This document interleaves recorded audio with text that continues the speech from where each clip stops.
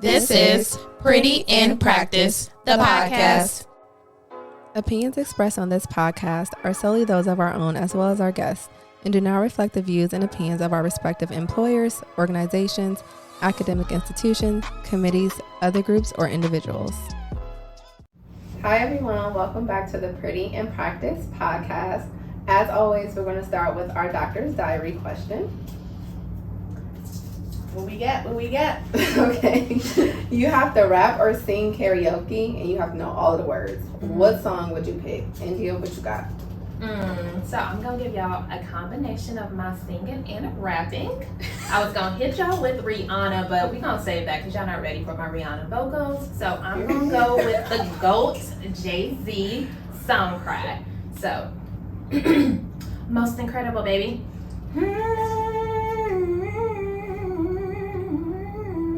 Yeah, yeah, yeah, yeah, yeah, yeah.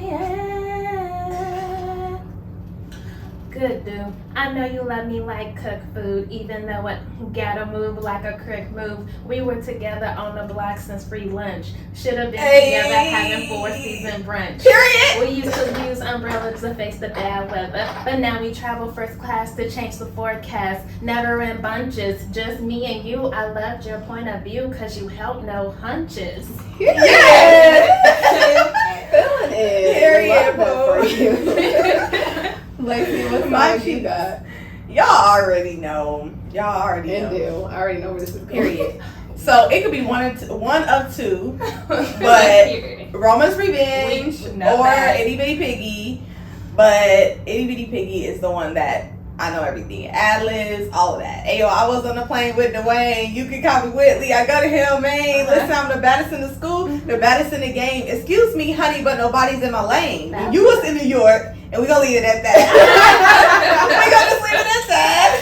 Period. So my favorite rapper of all time is Lil Wayne. So my song is A millionaire, I'm a young money millionaire, tougher than Nigerian hair. My criteria compared to your career just isn't fair. I'm like a minstrel bleed through the pencil elite on the sheet of the tablet in my mind because I don't write, and we gonna stop right there. Come on. Justice, what you got? I'm just gonna mention my song because you gotta pay me for these vocals. No, Okay. I would say like one of my all-time favorite songs is very old. Is "Can't Leave Him Alone" by Sierra. Who can't you leave alone, sis? Let me turn out. To leave them all alone. Okay, so I love that. Now y'all know a little bit more about our taste in music, but we'll get into today's topic. So it'll be a little bit about diversity in medicine and more about our personal experiences in graduate and professional school. So I'm going to start with some stats. In 2018, data showed that of the 19,937 allopathic medical students, only 1,238 were Black. That's very telling. That's only 6.2%. In that same year, of the 30,000 osteopathic medical students, only 991 were Black. So that's something to think about. I personally, something that fuels me when it comes to becoming a physician was the fact that I will always go into healthcare settings and rarely see people that look like me, and I owe it to the next generation to provide them with that opportunity to have a doctor that looks like them. For you ladies, do you want to talk about what the stats look like in pharmacy and then in physical therapy? Yeah, so for pharmacy, it's not much different. Unfortunately, the same tone. So data from AACP showed that in 2019, only 20% of the pharmacists were non-white pharmacists. And then to double click on those who look like me, only 4.9% were Black pharmacists. And this hasn't grown much from 2014 to 2019. It's only grown about 2.5 percentage points. So there's still a lot of work to be done, and specifically with our Black males, the majority of that growth has come from Black women going into pharmacy. So we definitely need to put a little bit more intentionality too on the Black mans that enter the field of pharmacy as well. Yeah, and so to touch on physical therapy, I think it has one of the lowest rates out of most healthcare professionals, just for the sake of most people don't know what physical therapists do, or you don't come out as a kid knowing what a physical therapist is. Generally, it's doctors, nurse, that type of thing. But out of all the physical therapists and students, there's only about 4.1% of Black students and physical therapists. So at one point in time, if there's 100,000 students, only 100,000 students at PT school, 4,000 of them are Black, and that's across the country. So again, I think a lot of that is a lot of people don't know physical therapy to choose it, but also we are obviously going to lack for that reason. So if anyone is listening who is considering a career in medicine, please do it no matter where you are in your journey, because we absolutely need you. We need more doctors that look like us. It is proven that patients have better health outcomes when their physician or provider, whatever, whether it's pharmacist or physical therapist, they have better outcomes when their providers look like them.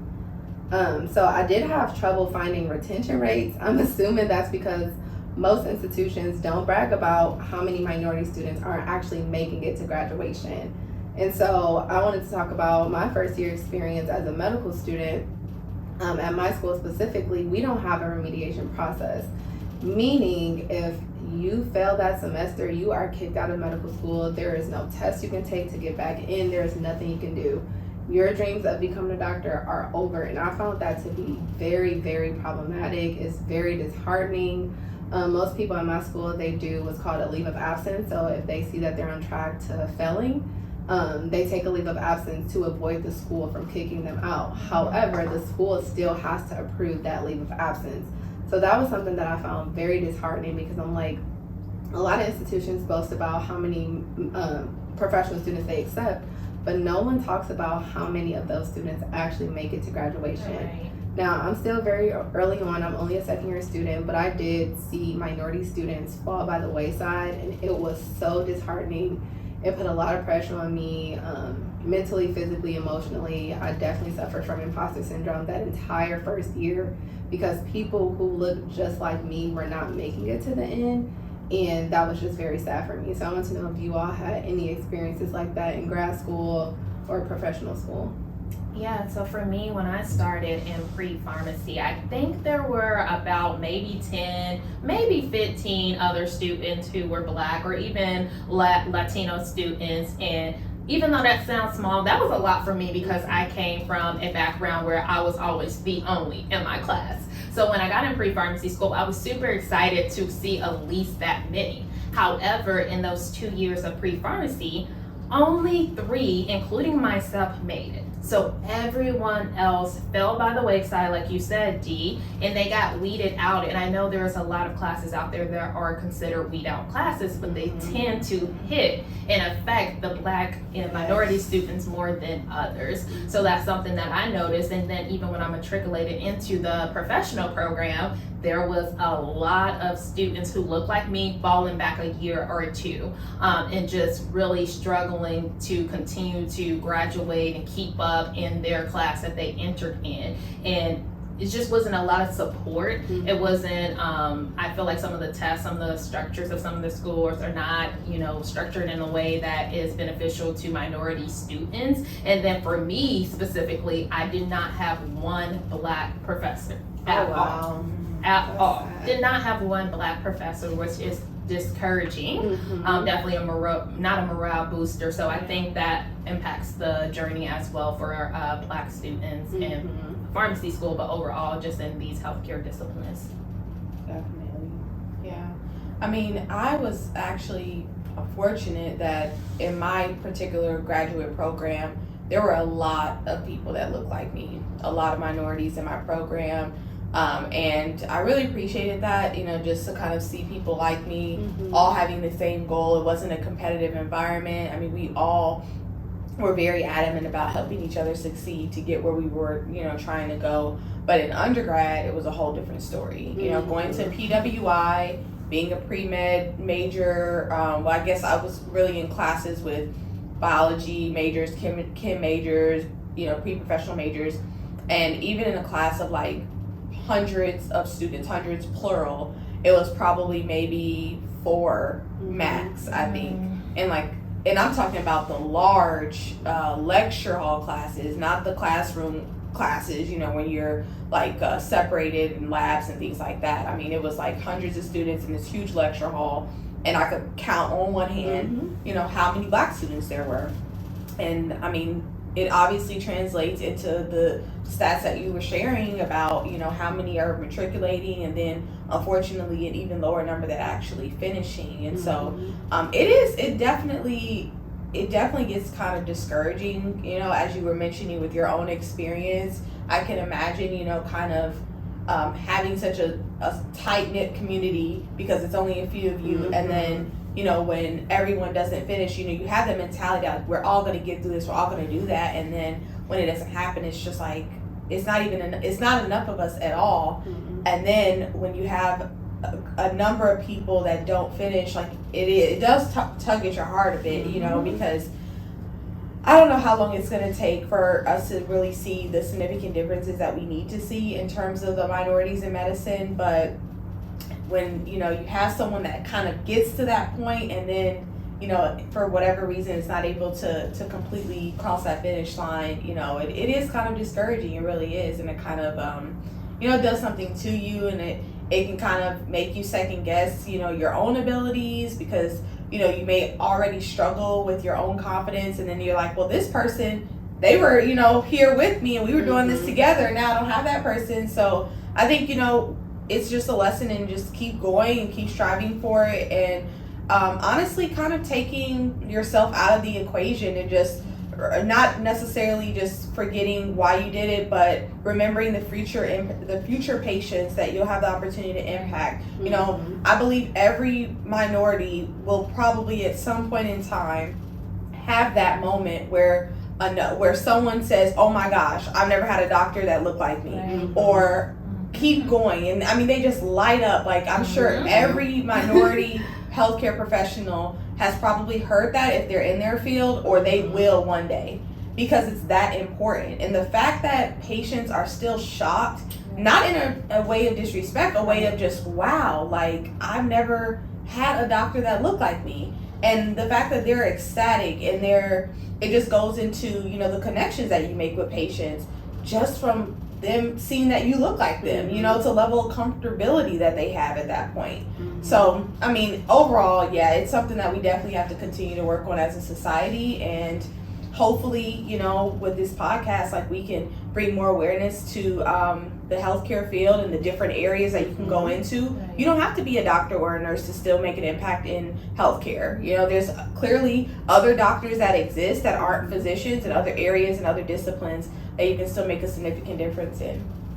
Yeah, so for me, I would say, like, my program started out with about 60 students, including myself. There were probably 3 Black female students and 2 Black male students.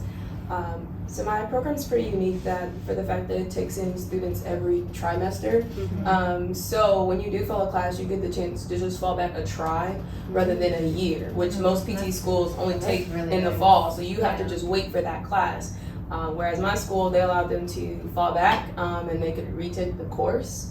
And I think you got like 2 times to take it over, and then you don't get that, like, which is great. So that was a great program to, like, be able to do that. But definitely those 2 other female students, like, they fell back, like, early on, maybe like anatomy, which was a big, what they call weeded people out course, that they fell back there. But like you said, like, I felt like it put a lot more pressure on me, because then that left me like the only Black female student in the class. So like my classmates could not show up to class and no one would notice, but like my teachers would go down the list and they literally wouldn't even call my name for roll call. They'd be like, oh, Justice, I see you're here, and they'll move on to the next they literally move on to the next person. I'm like, that is very disrespectful, because I can't even do anything. Like my teachers already knew my name, like I didn't have to tell them, like they just already knew. Like, so with that, like, I feel like a lot more pressure came with that in general.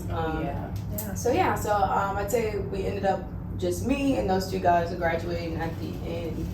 of the trimester, which is very disheartening. Yes, and speaking of pressure, I don't want to put it out there as if Black people are not like competent, like we're falling back because we can't keep up with the material. There is still a lot of additional pressure that does happen with being Black and being in America. Mm-hmm. And I recall one of my colleagues saying like, "Oh, my only job is to study. Like I literally just go to school and that's all I have to worry about." And I was like, "Must be nice. I'm working multiple jobs. I got family stuff going on. I got additional stress going on. So it's just a different environment that we go through, and trying to, a lot of us, first time college students, first time, generation going through this and paving a path for ourselves, and also trying to pull others with us. So it's just a lot of different things that compound that experience of being Black. Not to mention systemic racism is definitely a thing in professional and graduate school.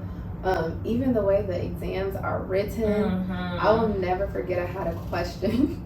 And I'm an osteopathic student, so it was like OMM, and it's like this patient went wakeboarding. I literally typed in the comments of the question, "What is wakeboarding? I am Black." What is wakeboarding? To this day, I still don't know what it is. I don't know what that is. Wakeboarding. WAKE?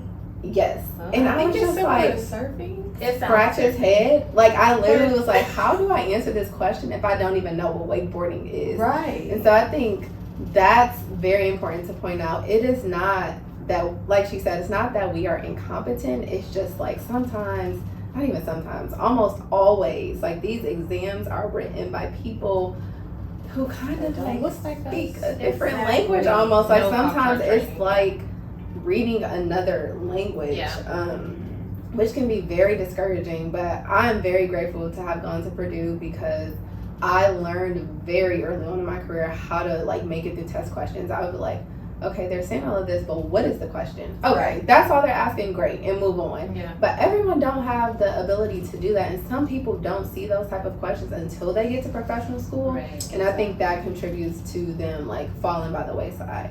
Nevertheless, let's move to like a brighter note. We are all very unique in that Justice, myself, and India, we all did or are currently doing some kind of accelerated program, so that speaks to our ability to make it through. So I'll start with mine. I'm in a very unique program. So typically medical school is 4 years, whether you're doing osteopathic or allopathic medicine. However, I had the opportunity to get into an accelerated program. So the interview process, or like the whole medical school application process for me was a little different. So in addition to submitting applications to both ACOMAS and AAMC, which are the two application platforms for allopathic medical schools and osteopathic medical schools, in addition to that, I did, I don't know, like maybe 6 other parts of an application to get into the accelerated program at my school. And the program is specifically for students who know that they want to go into primary care. So specifically, I am on track to be a family medicine physician, which is what I want to do. That was solidified after I did my public health program, because I realized I can't sleep at night knowing how many healthcare disparities exist. So I want to be on the front line of that. And so when I interviewed for medical school, and not only did I interview for that school, but I also did residency interviews at the same time. That is a very unique situation because most students do not interview for residency until their 4th year of medical school. So I actually interviewed for residency at the same time that I interviewed for medical school, which was the most insane process ever. But I'm so grateful and so humbled by it because I was like, wow, so I just sold myself to this med school. Now I have to sell myself to a residency program at one of the best hospitals in the nation, should I add.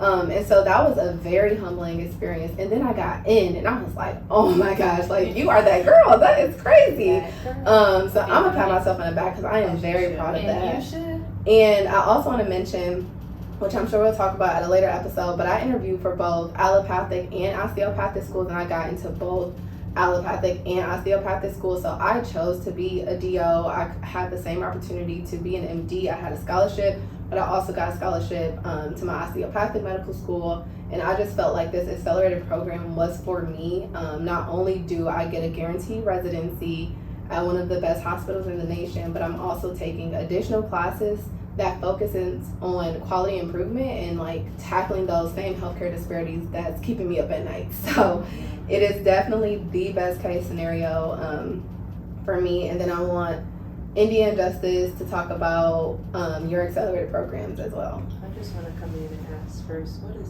allopathic medicine? So that's just typical MD. That's like, so some doctors you'll see, they'll say like Dr. Jones, MD. That's allopathic medicine. And then if it's Dr. Jones, DO, that's osteopathic medicine. The main difference is that in osteopathic medicine, we take an additional class called osteopathic manipulative medicine or manipulative treatment. So you may see it listed as OMM or OMT, and that's kind of where we focus on like the structural abnormalities and how to treat structural abnormalities. So I honestly feel like it's kind of like crossing the line between, in a sense, some physical therapy, some chiropractic medicine. Some people actually go on and specialize. They have like fellowships for osteopathic medicine, and then you have some osteopaths who don't use it at all. So it's kind of just like an extra skill that we have. But other than that, same, you know, you get a physician, physicians are all the same. They just may have MD or DO. And a wise man once told me the only thing that matters are the 2 letters in front of your name, not the 2 letters behind the name. Because when you walk into a patient's room, they're just looking for a physician that's going to help them. They're not asking you what school you went to. Exactly. Not asking what your GPA was. Exactly. Because they care much more about you caring about them than what degree you have. Because you can walk in and be the doctor, and if you don't care about the patient, like they don't care about you. Exactly. So thank you for asking that, because yes, that is definitely something that people get confused about. I was honestly confused about it for the longest until I shadowed an osteopathic doctor. He was actually a colorectal surgeon, and I was like, wow, okay, this is wild. Really enjoyed it. He was great. I thought he had like amazing like qualities about himself as far as being like a great doctor.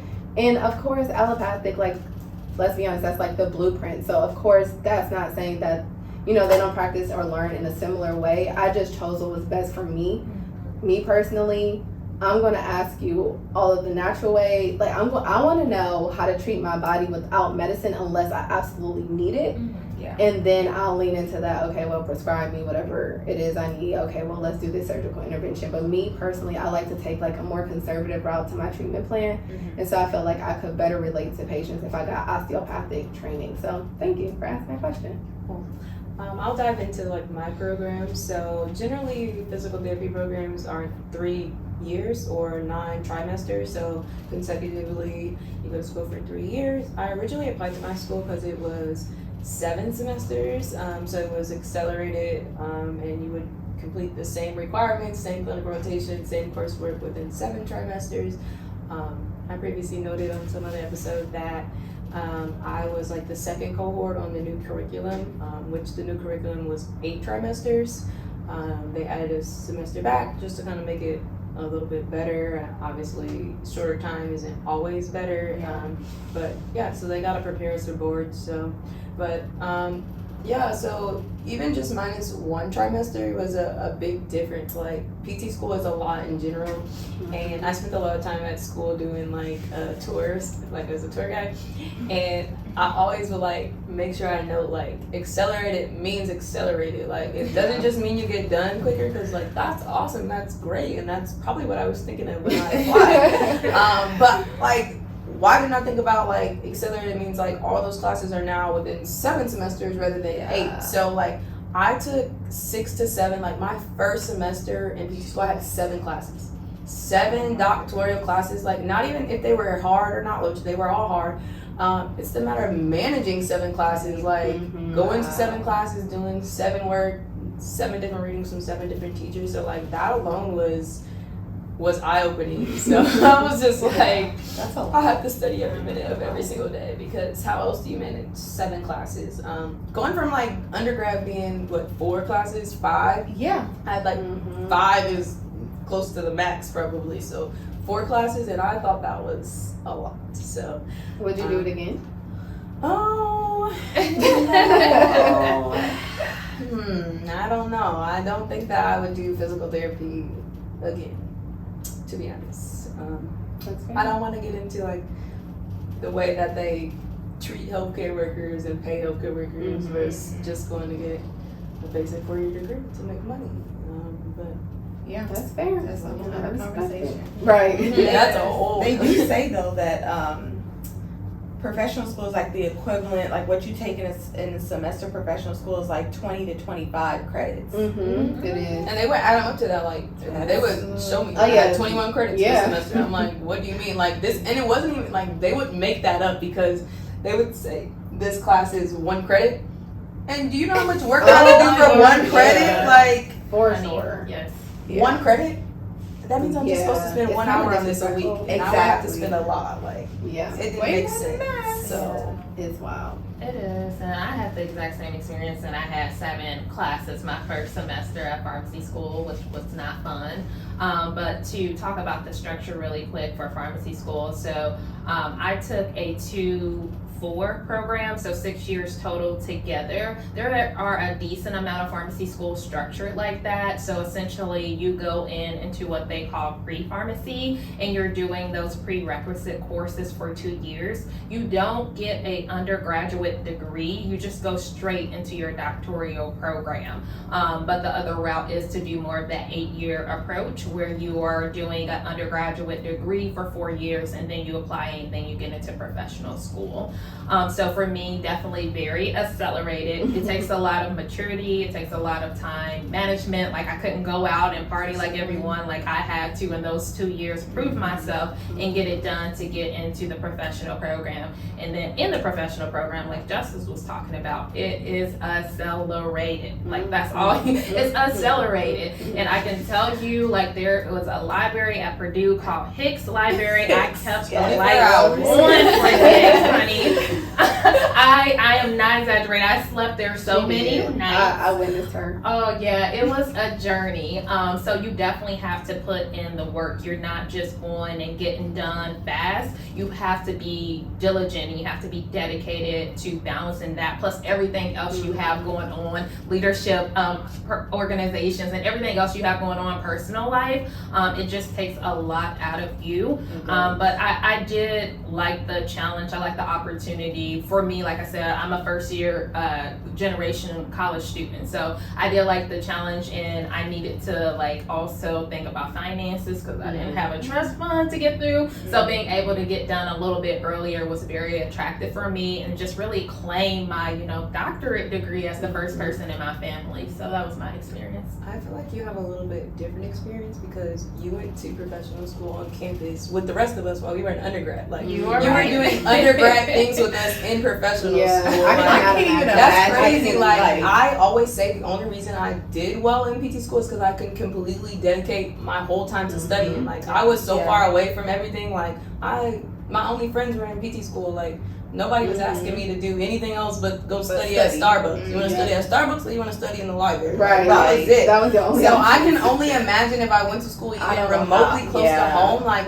I probably wouldn't have made it. So kudos to you. Seriously. Whoa, Like, she balanced it. And that's the and thing. leadership She was did the it. whole president of our chapter in professional school. I cannot imagine. Like I literally Thank cannot y'all. I imagine. couldn't have It's done it mind without y'all. blowing, but it's definitely inspiring for sure. For my graduate program, it wasn't necessarily accelerated per se, but there were 3 tracks, and you still completed the same exact. Everything was still the same. It's just a matter of how you structured the classes. So there was a 1-year track, a 1.5-year track, and a 2-year track. And so based on what you were admitted to, they would review your application and decide what track that they felt like you would be better with. So I guess technically the 1 year or the 1.5 year were considered accelerated. So I got into the 1.5 year track, and I would say that I probably wouldn't have. That's kind of hard to say because I think about how much tuition was, and that it was just.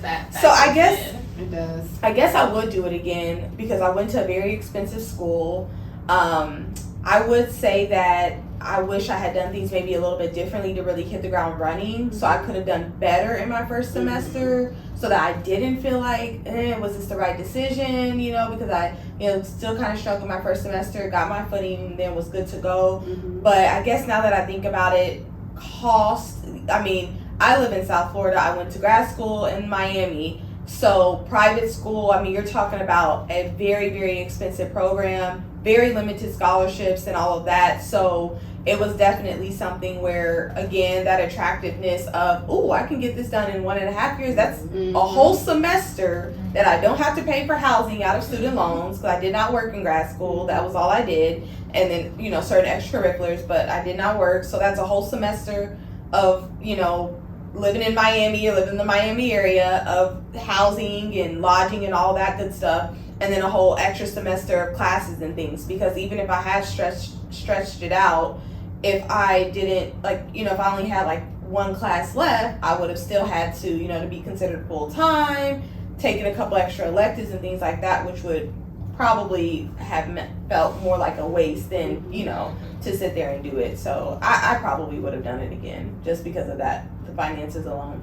That's fair. I'm currently still in it, so I don't know if I'm gonna like about how I'll feel in 3 years when I finish, but we will 2 years when I finish. Wow, that's crazy. But we will see. So we talked a little bit about the pros and cons of being in our accelerated graduate and professional school program. So now I want to know, what was your favorite part of professional school? I'll start.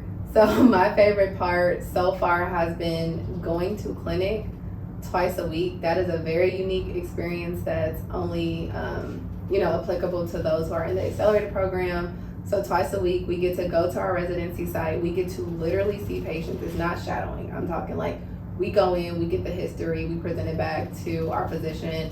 Depending on what competencies we have to meet, like if I need to give an injection that day to meet a competency, I'll do that.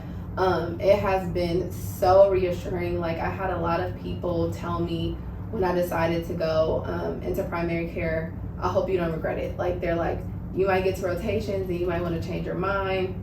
When I tell y'all every week I go to clinic, I'm like, nah, this is where I'm supposed to be, because I like to talk. And so I will sit there and talk to these people. It's no time, you know, like we're not worried about this is a 20-minute visit. We're worried about what's going on with your health, what's going on in your life that's impacting your health. And to be able to do that every single week is what I feel like is keeping me going. So like, although I have half the time as my classmates to study, I'm seeing like everything literally in practice. So like I'm learning as I go. I'm learning these medications. I'm seeing what my preceptors are prescribing. Like it is the most rewarding thing, by far my favorite part of professional school. I cannot wait to go back just so I can see my patients. Like it is truly amazing. I'm just so grateful for that opportunity. So yeah. You mentioned that you only get so much study time, like not as much as your classmates. Why is that? Are they not in the same primary care as you? Or? So our accelerated cohort was originally 8, but now it's 6 for reasons that we talked about at the beginning of today's podcast. But yeah, so the times that I'm in clinics, I'm in clinic for 3 hours on Monday, 3 hours on Friday, and on Thursdays I have 4 hours of health system science classes. And so during all of those times, so on average that's about 12 hours per week, my classmates, I don't know what they're doing. I mean, they could be at the gym, they could be talking to their family, they could be studying. I won't take that away from like people who are gunners and like are studying all the time, but I don't have that time. I have to like base my study schedule around clinic, around class, and we go to school, at least for the accelerated program, we're in school about 8 hours a day. The only day that we were not in school for 8 hours was probably on Wednesdays.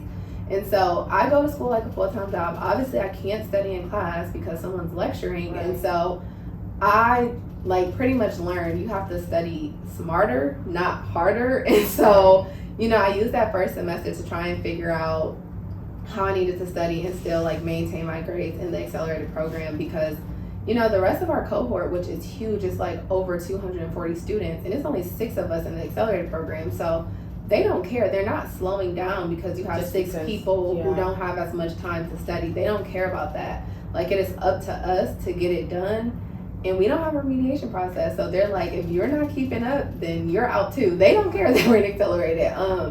So that has been, it's crazy, honestly. It's really crazy. People ask me all the time how I do it, and I'm always like, God, because I don't know how I do it. I just do it. But I know that that's coming from like a higher force, that force being my Lord and Savior. So you're saying that you go to, because I'm familiar with like, it's usually like 8 to 5, 9 to 5, or whatever, you're in school.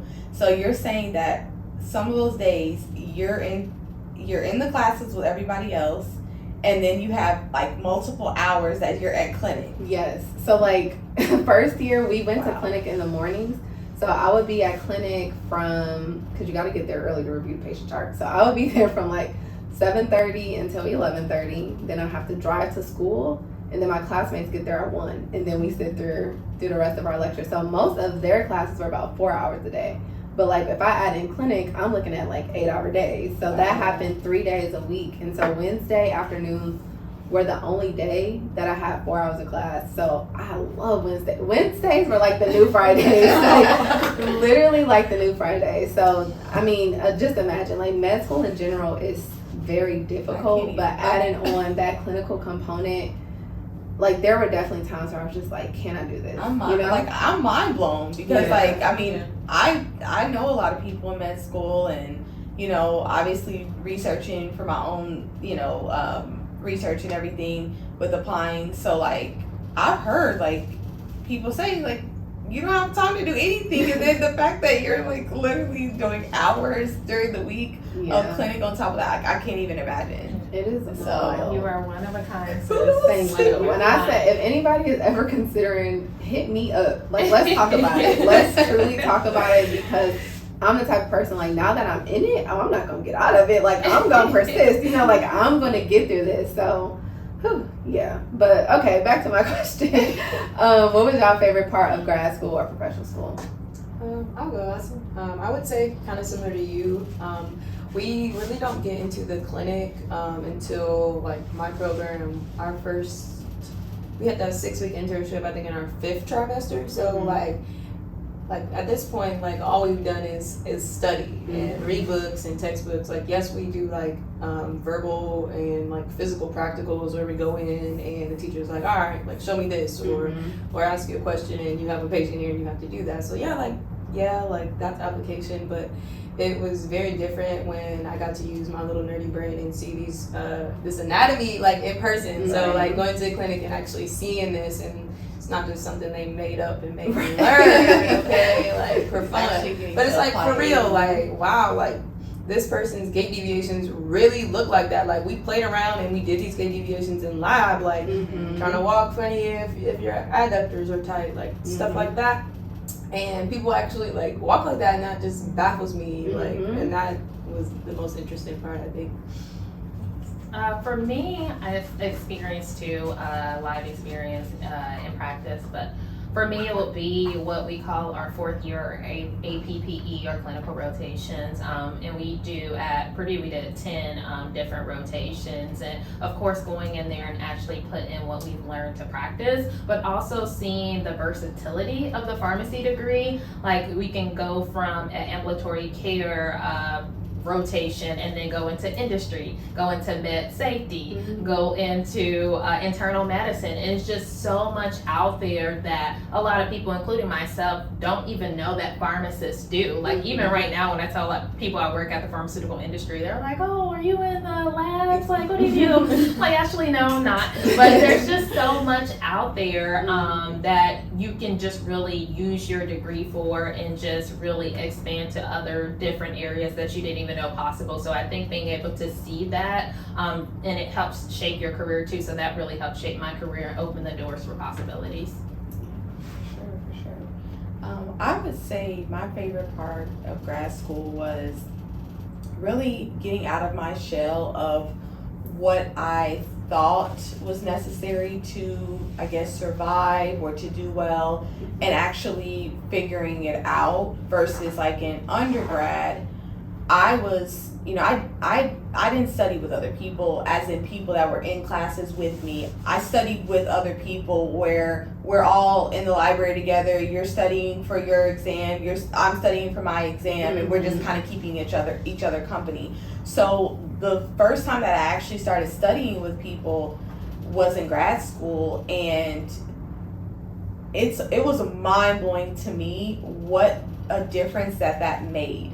I mean, we would be in one of the libraries that they have like this room called the collab room where you can go in and you can, talk and everything and not have to worry about like being too loud and all of that. And we would all be, I remember before every single exam, we would be in that room like the days before the exam from like the early morning and then all the way until night if we didn't have class. I mean, all in there. We'd have snacks, we'd be ordering pizza, like just going at it. And just, I mean, it just, honestly, it just puts me in my feels just even thinking about those times, because I was finally like not alone. And like in undergrad, it was really hard for me to like make friends in my major or people that were taking classes with me, and so I felt like I had to do it all alone, and I did, and it didn't work out for me that well. So when I finally got to a point where I was around people that were like-minded in terms of, hey, let's help each other out, like, who cares if you get,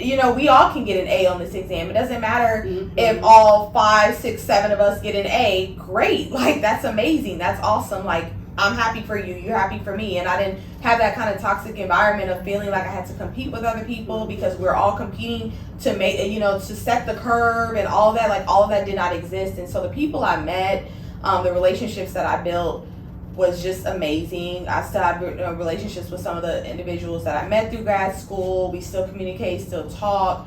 And so just that switch in, the mindset of, as you mentioned before, Dee, working smarter, not harder.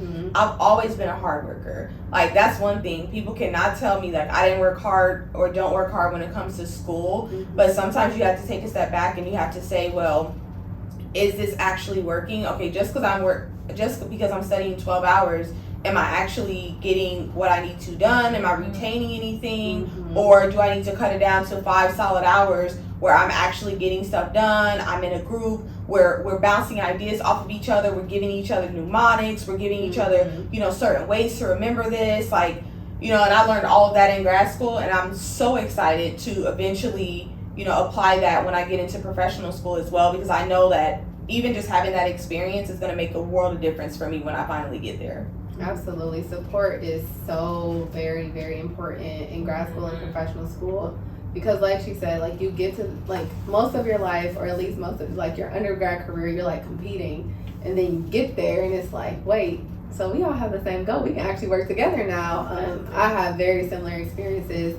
Grad school was the first time I ever studied with anybody, which is my best friend Julian. Shout out to Julian. He's also in med school right now. Probably like one of my most favorite people in the world, but he used to force me to study with him. I hated it at first, but I'm like, no, I realized that talking it out with other people shows you how much you actually know. And we formed a study group, me, him, Marisa, DJ, I know who y'all are.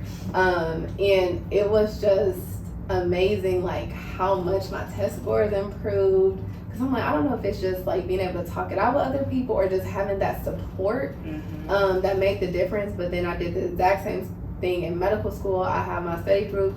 They know who they are. We meet the night before our exam. Crazy, because we can't meet no sooner than that, because none of us know it all by that point. So like, we meet the night before the exam, and we're all on different campuses, because my school has 3 campuses. So we meet on like teams, and when I tell y'all, there are so many times after the exam we text each other, oh my gosh, we so happy we had this study session last night. That was one of the questions on the exam. So like, if you're in grad school, professional school, even undergrad, like, definitely consider a study group or some kind of support system.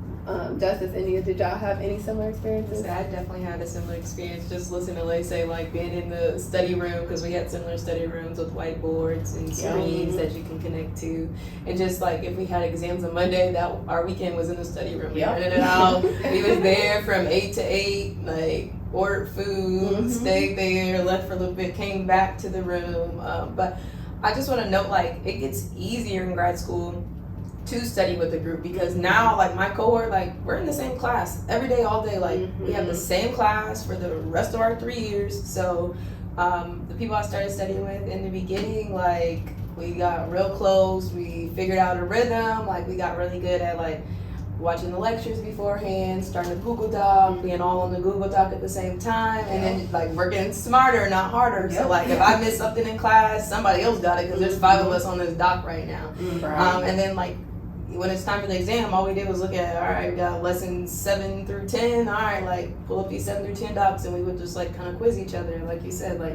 But I think it's a lot of it like having to verbalize it, like that tells that you really know it, because you can read through those docs and rewrite it all day, but like if you don't test your knowledge, like. You probably still don't know it. The best way to know is if you can teach someone. Mm-hmm. That's and when you really know it. That was somebody. a big part of it. Like we would get up on the whiteboard and like someone would explain like this. Like we would have to draw like the blood supply from the aorta or something crazy. Like, girl, Lord, I'm a tad bit jealous because I did not have that, and it's really interesting because my experience actually went like the opposite way. So when I was in pre-farm, I had my group. We had a study session. We were all in there writing stuff on the board in Rupa Day class for anatomy. Lord Jesus, we got through that. But then when I got into professional school, we talked about like definitely not having a lot of people who look like me, which is fine. I don't have to study with people who look like me. But then there was a little bit of competition in my experience. We had this organization or whatever you want to call it called Rokai, and a lot of people would compete to get into that. So it was like the top of the top, like pharmacy GPA scores, and you got inducted, I think, your P2 year, your second year of professional school. So sometimes there were elitist attitudes and not wanting to study together and share so people can make sure they got a real high. So that kind of sucked, but I am happy I at least got the experience like in professional school, pre-professional school, to see what that was like, because like you were saying, it makes a difference. It makes a ton of difference. And then I leveraged other people outside of my classmate. My husband, Corey, he was amazing. He is an unlicensed pharmacist because he was in there with me and his. Oh my God, his pharmacy. If you don't know, he knows acetaminophen, like he knows everything, and he was definitely my support holding me down. And then y'all, because like you all were talking about, my experience was a little different. I was in professional school at the same time you guys were in undergrad, so it was amazing just to have you guys in the libraries with me too, going hard. So I found a way to, navigate around it, but I definitely will say if you have the opportunity to have a study group, please tap into that, because you are going to thank yourself. I tell people that all the time. Like my sister just started grad school. I told her, she literally just started. I was like, first week you need to have a study group. Like you need to, like, even if it's not like all the way formed yet, I said talk to the peers, talk to the people in class, like have a quick conversation. And then she mentioned like a guy had went up to her and was like, oh, have you started on this certain assignment or whatever the case may be? No, I haven't. Oh, well, let's work on it together. Like, I'm like, yes, that's exactly what you want. That's exactly what you want to do, because honestly, I wish I had kind of tapped into that sooner, and kind of figured that out in undergrad, and I think it would have helped a lot. But nevertheless, like, everything happens for a reason. I am glad that I learned it in grad school, because it really does make a world of difference. And honestly, it makes it, other than the fact that you're learning the material better, it just makes the experience better as well. Because I really don't know how I would have made it. I was, I moved to a different state, like 2,000 miles away from home.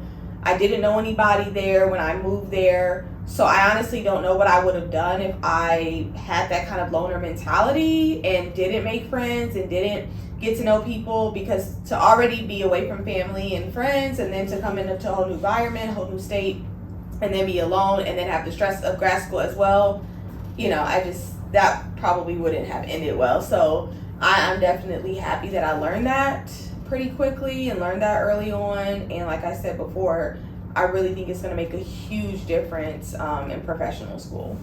Okay, and I have a couple more questions. I know this episode is a little longer, but bear with us. We're trying to give y'all the best information. I wanted to talk about gap years. So I know some of us took gap years. We can probably talk about what a gap year is and what we did during our gap years. So for myself and for Lacey, since we are on very similar tracks, gap year was like kind of figuring it out. Or you planned your gap year. You can get a master's, anything, but for me personally, I had 2 gap years. My first gap year was actually very unexpected, which I'll get into details of that on another episode. I didn't plan that gap year. The gap year planned itself. And so I just adjusted to that. But during that year, that's when I worked as a patient care technician, which I think I talked about a little more in a different episode, to gain like that clinical hands-on experience, which again, I thought was like priceless. definitely recommend doing something similar if you're interested in medicine. And then during my second gap year, I worked as a teaching assistant for the graduate program that I had just graduated from, which was absolutely amazing because, again, if you can teach it, then you know it. And I mean, I got great feedback from my students. Like, I absolutely loved it to the point where I'm like, I'm probably going to practice medicine 80% of the time, but that other 20%, I have to be in a classroom. Like, teaching is something I didn't know I was passionate about until 2020 when I worked as a clinical reasoning teaching assistant. And I also, during that same year, because I'm crazy, worked as a clinical research assistant at Cleveland Clinic in the urology and nephrology department, which was a very great experience. That was the first time I got any kind of like hands-on research, which, you know, I definitely recommend if you're going into med school, because I remember like adding that to my secondary application and like getting an interview like the next week when I told them I was doing research. So like, if you're interested in going to medical school, if you can get some kind of research, it doesn't have to be like basic science research. I think clinical research is far more interesting, but that's just my personal opinion. So those are the things that I did during my gap year, obviously, in addition to applying to medical school. What about y'all? I'll go. I'll say I had a forced gap year. I didn't choose it. I applied to PT school my senior year of undergrad, and that probably was a lot. So taking the GRE while still in school, and getting your shadow hours and everything else. So I applied to probably like 10 schools, and I didn't get into any that first year. And me being me, I was about to take that no as a no. Right? But God being God. But my mom convinced me. She's like, okay, just give it one more try. And I'm like, I don't really know about that. That was a lot of work for them to tell me no to 10 schools. Like, not one of 10 schools let me in, girl. Like, it's not meant to be. Let it go. What's next? But anyway, I ended up like taking a gap year, unwillingly. And I took a job as an ABA therapist, which is applied behavior analysis, working with kids with autism. So basically just working on behavior management and stuff like that, etc. Which is cool. I really liked it. It doesn't pay well, so it wasn't anything I could do for life, but it was definitely fun to do for that year, and I really enjoyed it. Opened my perspective on kids with autism widely. But yeah, so in that time I also probably, I don't know if I retook classes, but I might have retook a class. I retook the GRE. I ended up having to take like a GRE class because I'm like, the vocab is wasn't me. Okay. So I did that, and I ended up shadowing a PT, and he ended up going to the school, not the location that I went to, because my school has different locations in different cities. And I was just like, why not? So I ended up applying to that school, and that's the school I got into first. But because I applied for the summer semester, and most schools take fall admissions, I didn't get a chance to kind of like interview for the other places that I got into. I was just like, nah, I'm not testing it. Like, I don't blame you. We're going to school. Like, I feel like so you can't turn one down and not know if you're gonna get in somewhere. Exactly. So that's what I'm doing. Retaking stuff, trying to make my application look better, trying to get more shadow hours, anything that would help. And I did get a couple other interviews as well that year. I just kind of switched up where I applied to, kind of looked at the averages of GPAs, probably try not to be as ambitious to top schools. Again, I'm gonna mention that I went to school at Purdue, and you know, it was rigorous. So yeah, but. And also too, like if you go to certain schools, there's just a different type of environment element to it, very competitive, and so yeah, for me, I have had several gap years, not planned. There's been a variety of reasons that really the main one at this point is the MCAT. So as I had mentioned on a previous episode, the medical college admissions test is a test that you have to take in order to get into medical school. But not only do you have to take the exam, you have to do very well on the exam. Otherwise, I would already be there. So that has probably been my biggest hurdle. For me, just a little bit about my background, not to draw this out too much, but I have known I wanted to be a physician since I was very young. So these gap years are not playing gap years at all. They weren't gap years to figure out what I wanted to do. Like, I've known exactly what I wanted to do for a long time. However, I've come to embrace the opportunities that I've had. I wouldn't say that I wanted to have this much time, but I will say that what I've been able to do with my time has been very valuable. Just a couple of things. I got a degree out of it. You know, I got a master's degree. I've shadowed. I've worked as a medical scribe. I have worked as a healthcare recruiter. I have, started my journey as a content creator for fitness and wellness. So I've done a lot with my time. I've traveled. I've enjoyed it. So I don't necessarily, look at it as a complete. I really don't look at it as a negative. I'm focused, and I know that this is still the avenue, or this is still the journey that I want to pursue. But yeah, so I've taken a few gap years to kind of get things together, and hopefully not too many more. But we'll get there eventually. Do you feel like those experiences are gonna aid you in medical school, like make you a better student while you're in medical school? So I definitely feel like that. But so my biggest thing is, there's two big things, and as a woman, unfortunately, the biggest thing for us is our time. In terms of being able to have children, and for me, that is something that I do desire one day. And I do want to, be married and all of that before, I try and completely start my family. So that's something that terrifies me, about this whole process, and kind of the fact that it has been drawn out more than I wanted to, because I don't necessarily want to have children while I'm in medical school. Medical school is extremely rigorous, and it's just a lot. And I have, struggled in grad school being by myself with no responsibilities other than myself. So, just even thinking about another body, or, another being, and trying to, handle all of that. So that's one reason, why I'm, kind of very apprehensive and kind of anxious, about the process of, the delay of actually, getting into school. But as far as, do I feel like it will be an asset in terms of application? I absolutely do.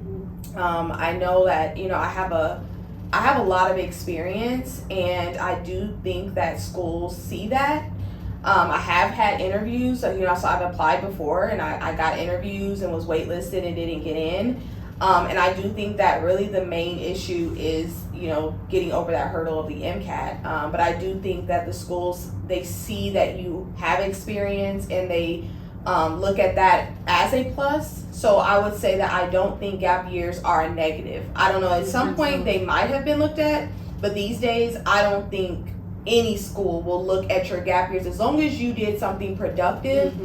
Even if you traveled, that cultural experience is huge. That social experience is huge. So I can't imagine, what you could be doing, unless you're just sitting at home all day, that wouldn't be valuable, or something that you could at least apply as a valuable experience, when you're, when you eventually get to that point where you're sitting in front of people and explaining, why you're still wanting to be on this journey, or still wanting to be on this path. So yeah, to answer your question, I definitely feel like that it's been an experience that will be an asset for me, and I definitely feel like that's why I don't regret it, because I do feel like that persistence and continuance of, because kind of like what you said, I was thinking that when you said you kind of took it as a no, and I'll probably talk about this more in another episode, but I felt the same exact way when I didn't get in. I got interviews and then didn't get in, and I'm like, that must be a sign, because how do I get to all the way to this point after all the trials, all the things that I've been through, and still not get in? And then I got the signs that I needed to tell me to keep going, and decided to keep on that path. So I definitely feel like everything happens for a reason, and it's all a part of my growth and journey, and I can't wait until I get there and be able to share everything at once, and be like, hey, this is what I went through, but this is where I am here, this is where I am today. So definitely intentional, and even though I didn't take a gap year one, I will applaud y'all because y'all got grit, honey. Y'all got grit, y'all got determination, and it's God's plan. Like, it's higher above, and like you said, like, it's not a negative. So I'm so glad that you put that out there, because some people do think that and see it as a failure. It's not. For me, sometimes I'm like, should I have done a gap year? You know, one, to slow things down, and two, that experience. Like, for me, I went from one professional program to a graduate program, then into a professional career. And sometimes I do think, like, maybe if I had a gap year, worked at a certain company, and got that experience, then went into my MBA program, I'll be able to even better apply what I learned in the MBA program when I go back in. So there's definitely a lot of benefits going out there, building experience, and like, y'all done a lot, so put some respect on y'all names, even with the gap year. I just want to pull back on to the God's plan, because like I said, I didn't get in that first year, but I also didn't apply to the school that I applied to the first year. And had I not went there, I wouldn't have had like the study people I had. Big shout out to Derwin and Taylor, because like they really held me down when life hit while I was in school. So, and that's a big deal. So imagine if I went to a different school and like, who knows what type of support system or what school I would have been at that allowed me to leave for 14 days to handle family business at home and come back and take all my like practicals and exams in a week. Like, that was terrible, but like they still let me do it, and they like let me move on. So who knows what school I might have ended up at. But just goes to say, like, God's plan. So just trust it. You don't know why until later. Yep, exactly. That's the hardest part. You don't know, but then when you figure it out, you're like, wow, you're right. My bad. You're right. God's plan is always so much greater than ours. I would have never thought that after taking 2 gap years, I would have gotten into an accelerated program. I already have my residency. Like, that to me is insane. And to your point, Lacey, I think we all can speak to the fact that, like, yeah, we do have our biological clocks ticking. But if it does make you feel better, one of my classmates has 3 children. Another one has 4. So, like, to anyone who's listening, if God decide that you're going to have babies in professional or grad school, then guess what? You're going to have babies in professional or grad school, and he will get you through that. Exactly. So, you know, I just want anybody who's listening who like is already family planning but still want to like go into professional school, do it. Like, God's plan will work out according to whatever it is. He already had your plan before you were born, so stick to it. I promise you it will work out. It might look crazy right now, but we are all stories. I think we can all speak to the fact that, like, God's plan was better than our plan. So thank you all for tuning in today. And remember, no matter what journey you're on, always keep it pretty.